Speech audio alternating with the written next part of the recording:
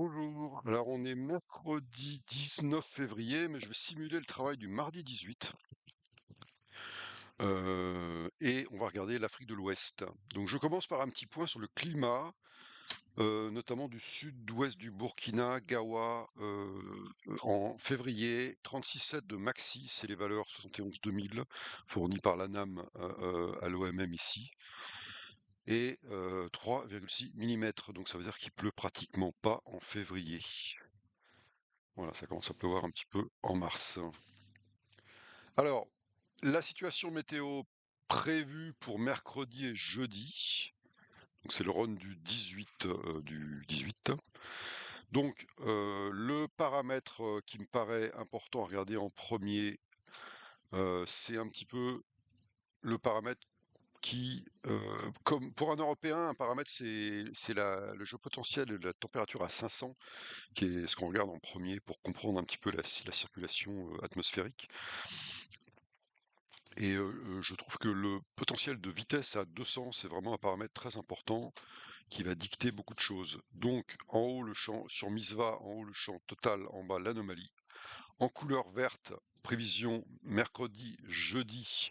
Voilà, on voit que notamment jeudi, on a du vert assez foncé qui veut dire une anomalie divergente qu'on va retrouver avec les flèches ici à 200. On devine le flux sortant, euh, donc qui va, s'il y a départ de convection, booster la convection, mais encore faut-il qu'il y ait de la convection humide qui démarre.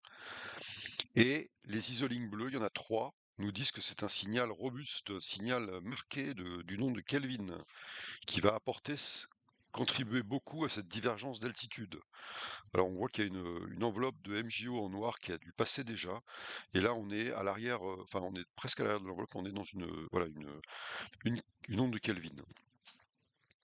Alors ensuite, le carburant pour faire des pluies, c'est l'eau précipitable, donc on ne peut pas, on est obligé de regarder. Et donc, en champ total à gauche, anomalie à droite, on voit du bleu qui devient foncé. Et donc déjà mercredi, avec les flèches de sud-ouest, donc une anomalie de vent à 925 de sud-ouest, mercredi, et encore plus jeudi. Donc déjà, on devine que le fit va remonter puisqu'on a une anomalie de vent de sud-ouest, et on a une très forte anomalie d'eau précipitable sur le nord de la Côte d'Ivoire, à l'extrême sud du sud-ouest du Burkina et sud du Mali, avec des valeurs de 45 mm ici en bleu, voilà, qui sont pas sur la frontière mais presque. Voilà, et je crois que c'est Emmanuel Pohan dans sa thèse encadrée par Jean-Philippe Lafort qui avait montré qu'un seuil de 45 mm au Sahel était vraiment important pour que l'atmosphère puisse commencer à produire des pluies. Donc déjà un ingrédient, donc on récapitule, on a un ingrédient à la tropopause favorable apporté par une onde de Kelvin, de la divergence d'altitude, et on a un ingrédient de basse couche très marqué. Alors là, j'ai pas trop le temps d'aller regarder un petit peu les ingrédients derrière, les acteurs derrière, mais en fait, c'est surtout la basse fréquence et la MJO qui contribuent à cette forte anomalie. Donc maintenant, le TD, le point de rosée qui va positionner le fit ici en gras, toujours sur Misva. Donc 18, 19, 20, on voit très bien le modèle qui propose que le fit remonte au nord de Gawa, ici, et pas très loin de Sikasso.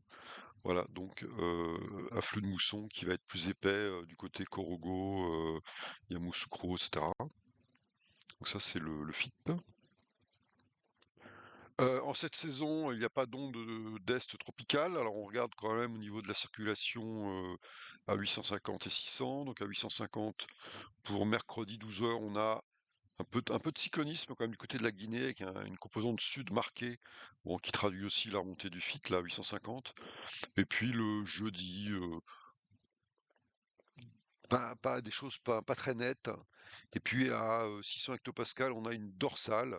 En cette saison, le jet d'est est beaucoup plus sud sur l'Afrique centrale, vous voyez. Voilà, donc on a une petite composante sud, mais enfin rien d'extraordinaire. Et c'est bien normal pour la saison. Donc là, je vais regarder l'humidité des champs un peu plus précis, l'humidité à 700 hectopascales dans le modèle européen. Et ce que je voudrais vous montrer, c'est que, en fait, le champ d'humidité, vous n'avez pas de signal jusqu'en mi-journée, et vous allez voir que le modèle propose des bulles d'air humide à 700 hectopascales qui se multiplient, voilà, toute la soirée. Donc ça, c'est mercredi soir, donc qui se disperse un peu dans la nuit. Et le jeudi après-midi, paf, ça repart encore plus fort, donc de l'air très humide, y compris sur le Burkina Faso. Voilà. Et on n'a pas beaucoup de temps, mais si vous regardez à 500 hectopascales, vous retrouvez aussi ces bulles qui apparaissent. Donc en fait, ces bulles qui apparaissent sont juste le symptôme du modèle qui construit des cheminées d'ascendance de cumulus. Donc le modèle construit de la convection humide et construit des cumulus.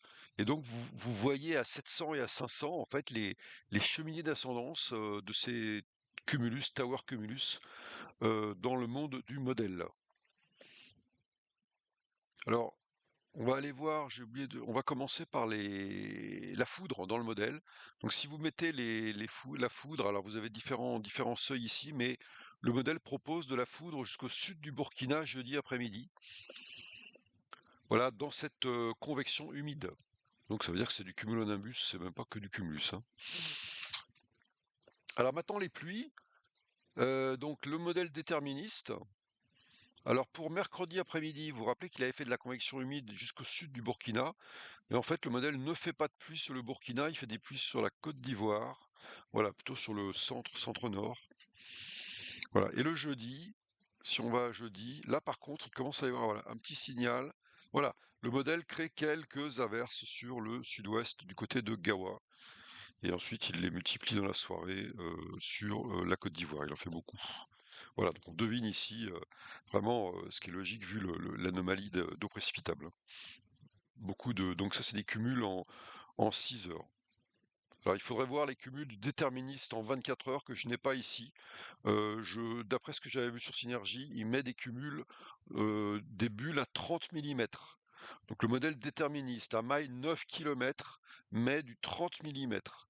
Donc déjà, c'est un signe important parce que si vous avez un modèle à maille fine comme WARF ou Arome, il va être capable de vous faire des intensités et des cumuls plus importants qu'un modèle global à 9 km.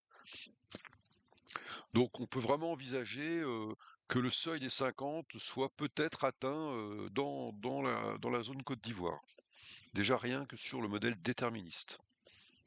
Alors si vous regardez le modèle ici, ah pardon, le modèle d'intelligence artificielle qui est encore celui qui est expérimental ici, puisque le modèle opérationnel va être mis en place le 25 février. Donc ici c'est pour mercredi après-midi. Et puis ensuite, on va aller à jeudi, donc c'est les pluies en 6 heures. Voilà, jeudi, le modèle propose aussi quelques pluies sur les frontières du Burkina. En probabilité, avec l'ensemble européen, vous allez retrouver un petit signal d'atteindre le seuil 5 mm pour la journée de jeudi et pas de mercredi. Alors selon les seuils que vous mettez, vous aurez un signal ou pas, mais de toute façon, voilà, même 10 mm, il y a un tout petit signal.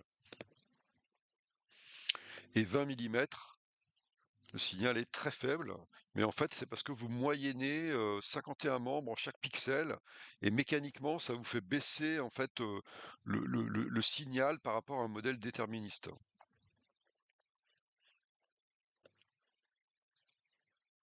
En Extreme Forecast Index, ça c'est pour le jeudi, un petit signal aussi d'anomalie pluvieuse par rapport au climat du modèle qui est ici. Ça c'est pour une journée, donc un petit signal sur la Côte d'Ivoire. Sur le site de la CMAD, si vous regardez les probabilités multimodèles cette fois, toujours le run du 18. Donc pour le mercredi, vous n'avez rien du tout, pas de probabilité d'atteindre, ici j'ai choisi 10 mm.